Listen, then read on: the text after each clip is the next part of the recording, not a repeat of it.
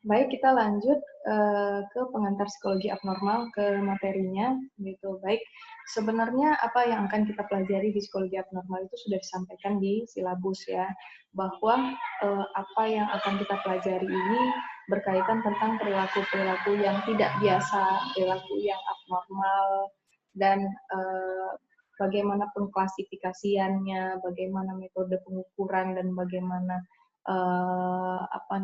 penanganannya, dan apa saja gangguan-gangguan psikologis yang ada gitu. Nah, baik. Untuk itu kita perlu mempelajari tentang apa itu psikologi abnormal terlebih dahulu. Nah, psikologi abnormal adalah salah satu cabang psikologi yang berupaya untuk memahami orang-orang dengan memiliki pola-pola perilaku abnormal dan bagaimana sebenarnya cara menolong orang-orang yang mengalami hal tersebut gitu. Nah, balik lagi ke yang tadi, di dalam sini kita juga akan mempelajari gangguan psikologis. Nah, gangguan psikologis itu adalah pola perilaku abnormal yang berhubungan dengan kondisi tekanan emosional yang signifikan seperti cemas atau depresi, atau dengan gangguan perilaku atau gangguan terhadap kemampuan untuk berfungsi sehingga menyulitkan mengerjakan tugas atau sulit memisahkan realita dan fantasi. Jadi ada beberapa poin di sini yang harus kita highlight gitu ya, bahwa pola perilaku itu berhubungan dengan kondisi tekanan emosional yang signifikan gitu. Nah, signifikan gitu. Jadi adanya tekanan-tekanan emosional seperti misalnya cemas atau depresi, atau bisa saja ini berhubungan dengan gangguan perilaku atau adanya gangguan terhadap kemampuan untuk berfungsi. Jadi memang mempengaruhi kemampuan seseorang itu untuk bisa mengerjakan tugas. Dan ada juga kesulitan memisahkan antara realita dengan fantasi. Jadi sulit membedakan yang mana sebenarnya yang realita, yang mana sebenarnya yang fantasi. Nah, itu masuk ke dalam gangguan psikologis. Nah, sebenarnya bagaimana kita mendefinisikan perilaku abnormal? Ini saya berikan contoh, ada 4. Kalau seseorang mengalami perasaan stres atau tertekan ketika mengalami kegagalan dalam ujian, apakah itu sesuatu yang abnormal atau tidak? Jawabannya itu normal ya, gitu. Bahwa semua orang pasti secara umum itu pasti mengalami setidaknya merasa tertekan atau sedih ketika mengalami kegagalan di dalam ujian gitu. Nah, meskipun demikian, kita juga harus melihat tekanannya itu seperti apa dan tekanannya itu berapa lama, misalnya gitu. Dan tekanan itu seberapa intens sama dia. Berpengaruh nggak dia dengan kemampuan mengerjakan tugas yang lain gitu. Nah, baik. Selanjutnya yang kedua, tertekan mendapat peringkat yang baik atau memuaskan. Nah, ketika seseorang mendapatkan ranking atau juara, dia malah merasa tertekan. Apakah itu sesuatu yang biasa? Apakah itu sesuatu yang abnormal sebenarnya? Tuh, bisa jadi sesuatu yang memang tidak normal gitu ya. Ini kenapa kok dapat juara kok malah merasa sedih atau merasa tertekan? Nah, yang ketiga, cemas pada saat interview kerja. Abnormal atau tidak sebenarnya? Ketika orang memiliki ekspektasi untuk lulus gitu ya. Nah, setelah dia menyelesaikan satu step demi satu step langkah-langkah penerimaan gitu. Nah, sampailah dia ke interview kerja. Dia merasa cemas di situ. Itu wajar apa enggak? Itu wajar ya. Itu bukan sesuatu yang abnormal gitu. Hanya saja kita juga harus melihat lagi kalau misalnya memang cemasnya itu juga sampai ke setelah kerja gitu, setelah wawancara dan dalam jangka waktu yang lama dia masih stres, masih cemas. Nah, itu juga perlu dikaji lagi. Nah, kemudian selanjutnya cemas ketika masuk sebuah swalayan atau lift yang ramai. Ya, abnormal ya gitu. Kita bisa melihat apakah ada kecenderungan ada fobia terhadap keramaian atau tempat tinggi. Nah, seperti itu. Jadi memang Ini hanya beberapa contoh saja. Nah, bagaimana kriteria untuk menentukan abnormal? Yang pertama, perilaku itu tidak biasa. Perilaku yang tidak biasa. Yang kedua adalah perilaku yang tidak dapat diterima secara sosial atau melanggar norma sosial. Contoh nih, ada anak kecil suka menyiksa binatang. Nah, itu kan sesuatu yang tidak bisa diterima oleh sosial gitu ya. Atau misalnya ada yang suka klepto misalnya gitu, suka mengambil barang-barang kecil punya orang lain. Nah, yang ketiga, adanya persepsi atau interpretasi yang salah terhadap realitas, adanya halusional, delusi, ide, persekusi. Misalnya, halusional melihat yang memang tidak ada, gitu ya, atau mendengar sesuatu yang tidak ada sebenarnya. Nah, delusi mungkin ada keyakinan-keyakinan yang salah. Nah, ide persekusi mungkin dia menganggap bahwa dia diserang, dicari-cari orang, misalnya gitu. Misalnya, ada perasaan bahwa dicari-cari polisi atau dicari-cari FBI misalnya gitu untuk menangkapnya gitu. Nah, yang keempat, orang-orang tersebut berada dalam stres persoalan signifikan, misalnya memiliki kecemasan yang tinggi, memiliki tingkat depresi, misalnya kayak gitu. Nah, yang kelima, perilaku maladaptif dan self-defeating. Nah, perilaku maladaptif ini adalah perilaku yang menghambat dirinya untuk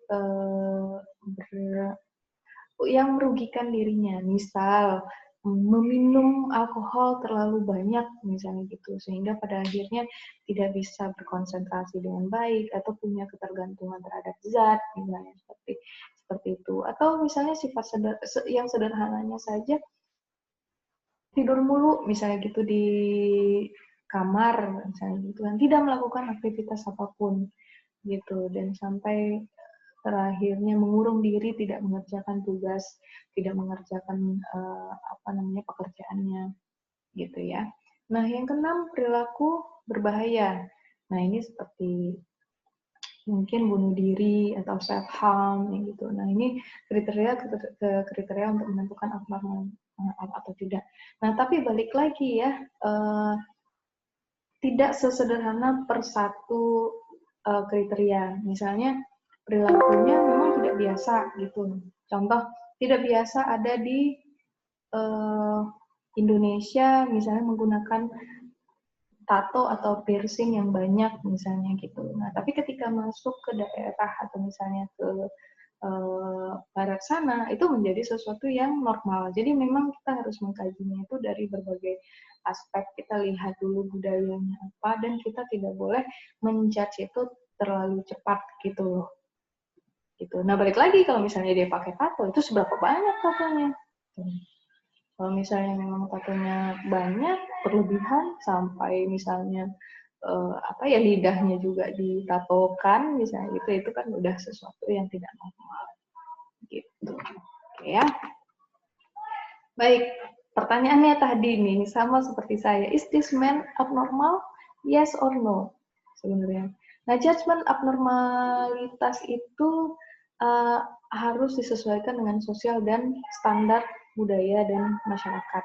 Nah, jadi kalau misalnya sebagai orang Indonesia, sebagai orang yang tinggal di Medan misalnya gitu, melihat seseorang yang seperti ini, apakah ini sesuatu yang abnormal atau tidak? Perilakunya abnormal nggak sih sebenarnya? Kan jadi gitu. Atau ini hanya sebagai fashion? Oke, jadi ini silakan dijawab sendiri dengan teori-teori yang sudah kita bahas tadi ya. Baik. Nah, data dari WHO di Amerika Serikat bahwa wanita mengalami gangguan psikologis itu lebih banyak daripada pria, khususnya mood disorder. Gitu. Nah, dewasa awal lebih banyak mengalami gangguan daripada orang yang berusia lebih dari 50 tahun. Nah, itu juga fakta yang menarik gitu. Nah, jadi bahwa ternyata gangguan-gangguan psikologis itu lebih banyak terjadi pada wanita daripada pria. Oke. Nah, hal yang perlu diperhatikan adalah dasar budaya dari perilaku abnormal. Oke. Dasar budaya dari sedikit membahas tentang budaya orang Indian gitu ya.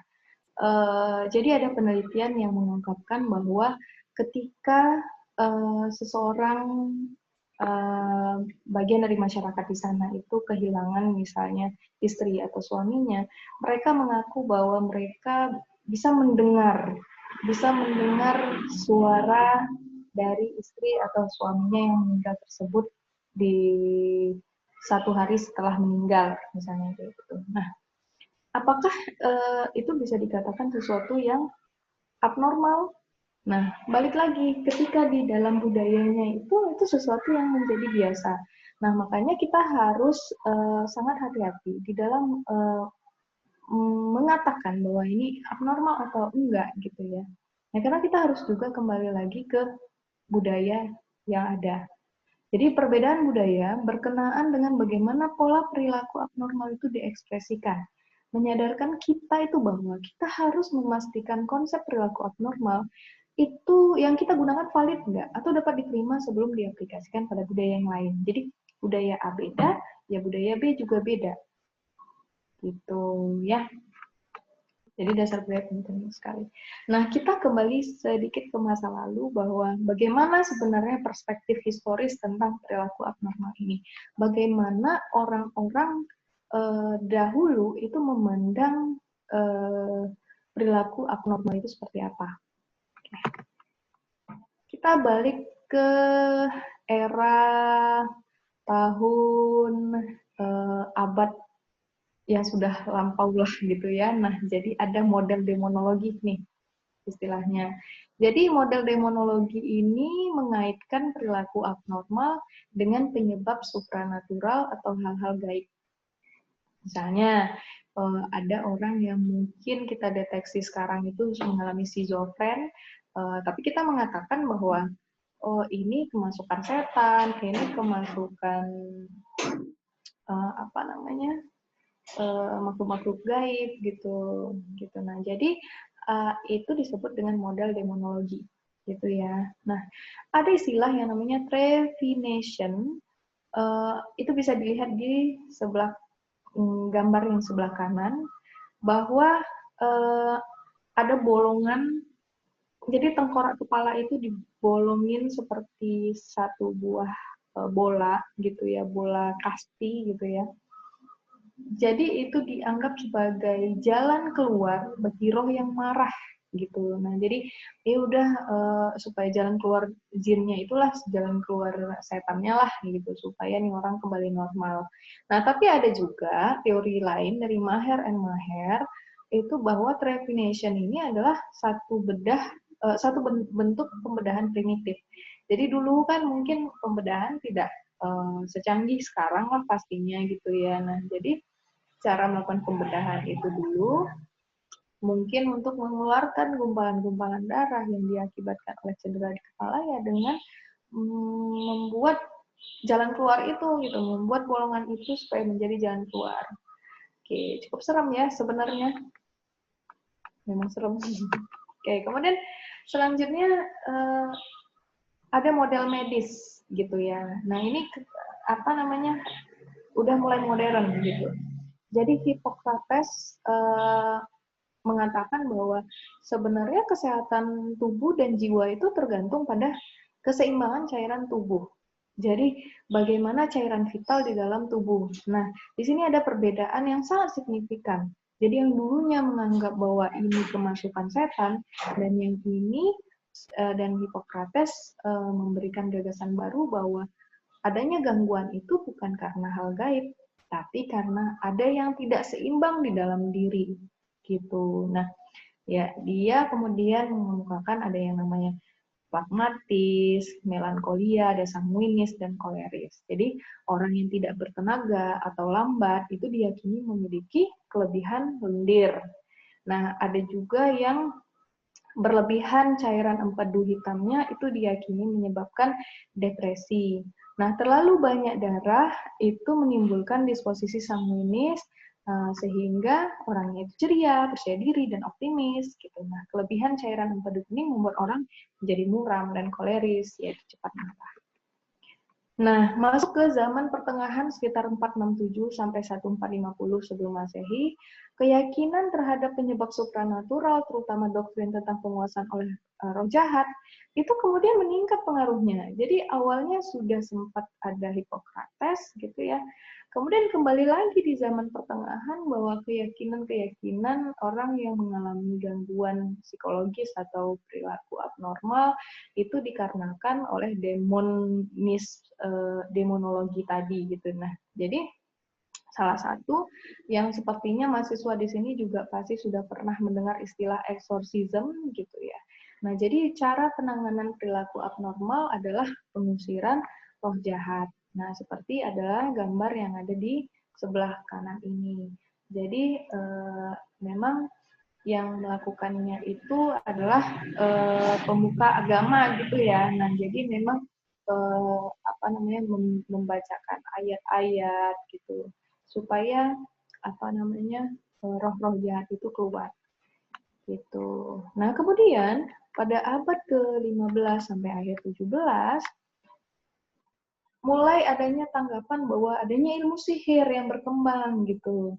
Jadi semua orang yang dituduh eh, merupakan penyihir pada tahun 1484 mengumumkan hukuman mati bagi para penyihir tersebut. Jadi ada testingnya itu seperti mengikat tangan yang tertuduh misalnya itu kemudian ditenggelamkan ke dalam seperti air gitu, seperti kolam misalnya gitu ya. Nah, jadi siapa yang mengapung itu dianggap penyihir. Sementara siapa yang tenggelam, nah itu dianggap sebagai manusia gitu loh. Nah, jadi yang tenggelam itu kemudian diselamatkan, yang mengapung itu dianggap penyihir dan dihukum gitu. Namun sebenarnya walaupun itu ada di Eropa, tapi itu tidak mutlak terjadi di seluruh dunia gitu ya. Di Inggris di abad pertengahan sudah mulai ada ketertarikan mereka untuk lebih menggunakan pendekatan yang yang Hippocrates seperti tadi gitu, bahwa perilaku abnormal itu mengacu pada penyebab-penyebab alamiah seperti sakit fisik atau trauma pada otak. Jadi sejumlah orang itu ditempatkan di rumah sakit sampai dianggap sembuh gitu. Itu di Inggris ya. Nah, kemudian pada akhir abad ke-15 dan awal abad ke-16 mulailah muncul yang namanya rumah sakit jiwa. Nah, tapi bayangan dari rumah sakit jiwa yang dulu sama yang sekarang itu sangat-sangat jauh berbeda. Rumah sakit dahulu itu orang-orang yang dianggap punya gangguan itu diikat tangannya yang seperti itu dan terkadang tidak diberikan pelayanan yang dengan baik. Nah, ada salah satu gambar ini yang cukup terkenal juga gitu. Nah, ini adalah situasi di Rumah Sakit Saint Mary Bethlehem di London gitu. Nah, jadi pada abad 18 rumah sakit itu merupakan sumber hiburan bagi golongan orang-orang kaya di kota. Contohnya nih, itu kan ada 2 orang perempuan yang ada di gambar gitu ya. Nah, itu dia bisa melihat dan menganggap bahwa itu seperti kayak sirkus gitu, menganggap bahwa ya itu seperti hiburan gitu. Jadi rumah sakit jiwa dulu itu berbeda sama yang saat ini. Nah, tapi kemudian muncul ada gerakan-gerakan baru yang lebih humanis. Jadi ada gerakan reformasi dan terapi moral. Penggagasnya adalah Husin yang kemudian diikuti oleh Pinel. Itu pada akhir abad ke-18 dan awal abad ke-19. Jadi orang-orang yang berperilaku abnormal, mereka mengatakan bahwa itu menderita suatu penyakit dan seharusnya ditangani secara manusiawi. Nah, jadi yang awalnya itu terborgol gitu ya, yang pasien-pasien yang terborgol dan pasien-pasien yang memang tidak diperlakukan secara baik itu mulai dilepaskan borgolnya, mereka bisa keluar rumah sakit gitu untuk menghirup udara segar, yang pasien-pasien yang ada di bawah tanah itu kemudian diperlakukan dengan baik, ada tempat tidur yang layak, yang seperti itu. Dan bahkan Husin ini cukup tegas ketika ada mungkin perawatnya atau misalnya ahli-ahli medis lainnya yang tidak mau mengikuti arahannya gitu, jadi langsung dipecat aja. Jadi memang penanganannya pada waktu itu mulai humanis gitu. Nah kemudian Pusin Pusin ditempatkan di La Bicêtre, di mana spellingnya ya, sebuah rumah sakit mental besar di Paris. Kemudian ia dilanjutkan oleh Pinel ini sebagai direktur medisnya, itu sekitar tahun 1745 dan 1826. Nah, di dalam sini dikemukakan adanya terapi moral. Jadi pendekatan penanganan pada abad ke-19 ini menekankan rasa kasih sayang dan penuh pengertian kepada pasien. Oke, baik.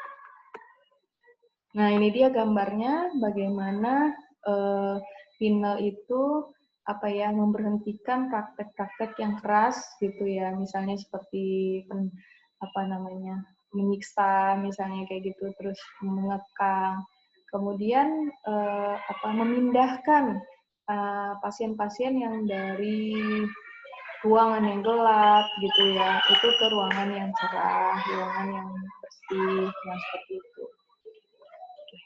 Dia punya keyakinan bahwa ketika kita melakukan hal baik kepada orang gitu, maka itu juga menjadi satu langkah untuk membuat mereka sembuh gitu.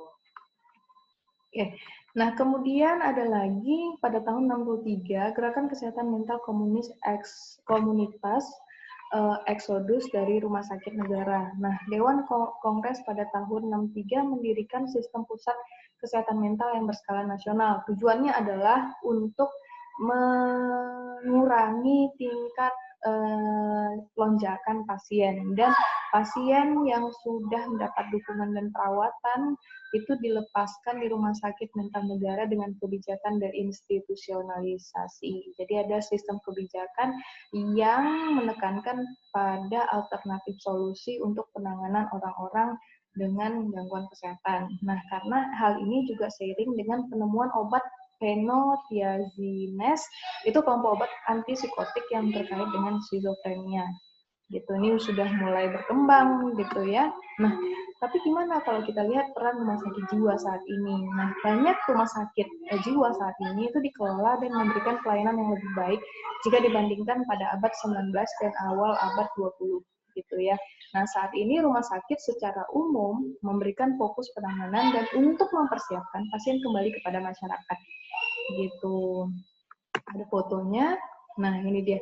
Mental hospital saat ini adalah memang lebih bagaimana caranya memberfungsikan pasien ini tuh menjadi lebih baik sehingga siap berada di masyarakat. Itu. Baik.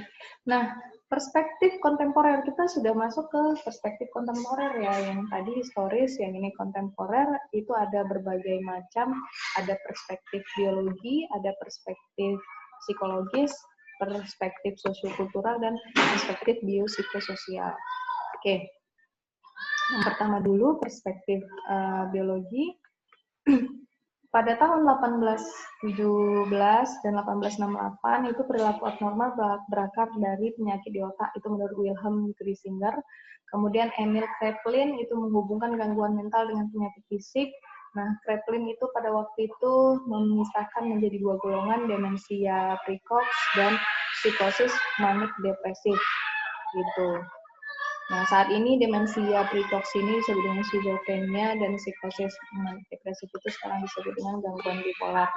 Nah, perspektif psikologisnya, kalau perspektif psikologis adalah di Paris, yang awalnya itu adalah Jean-Martin Charcot itu melakukan eksperimen dengan menggunakan hipnosis pada penanganan kasus histeria. Nah, jadi kasus histeria itu adalah orang-orang punya simptom fisik seperti lumpuh atau mati rasa, tapi tidak dideteksi adanya gangguan-gangguan secara fisik gitu. Nah, jadi penggunaan hipnosis itu digunakan oleh Charcot. Nah, pada waktu melakukan eksperimen, di situ ada Sigmund Freud gitu. Nah, Sigmund Freud kemudian menyimpulkan bahwa apapun faktor psikologis yang menyebabkan histeria, faktor itu pasti berada di luar area kesadaran. Nah, inilah pada akhirnya yang mendasari perspektif psikologis pertama mengenai perilaku-perilaku abnormal model psikodinamika dari Sigmund Freud. Nah, Freud itu juga dipengaruhi oleh seorang dokter dari Wina, Joseph Breuer, nah yang kemudian menangani Anna O. Itu juga keluhannya sama, dia tidak bisa memalingkan wajahnya ke kiri gitu ya, gara-gara kakinya tidak bergerak, tapi meskipun dideteksi tidak ada masalah fisik pada saat itu, tidak bisa menggerakkan tangannya, jadi dia tidak bisa menggunakan sendok yang seperti itu. Nah, jadi Anna O itu kemudian perlahan-lahan digunakan hipnosis dan juga penanganan katarsis. Jadi bagaimana caranya dengan hipnosis itu keluar semua nih apa hambatan-hambatan emosinya gitu. Nah, kemudian yang selanjutnya perspektif sosiokultural. Nah, ini ada lagi perspektif yang mengatakan bahwa penyakit mental itu adalah mitos, suatu label yang digunakan untuk menstigmatisasi atau merendahkan orang-orang yang perilakunya menyimpang secara sosial. Nah, jadi kalau nggak mengikuti sosial, bisa jadi nih abnormal dikatakan yang seperti itu. Nah, jadi sebenarnya apa ya? Ini memang tarikan pandangannya itu dari segi sosial gitu ya. Nah, penting mengikutsertakan faktor sosiokultural dalam memahami orang-orang yang perilakunya membuat mereka dipersepsi mengalami sakit mental atau abnormal. Nah, faktor-faktor sosiokultural itu kan mencakup hal yang berkaitan dengan gender, ras, kemudian etnis, gaya hidup, penyakit sosial seperti kemiskinan, dan diskriminasi, misalnya seperti itu.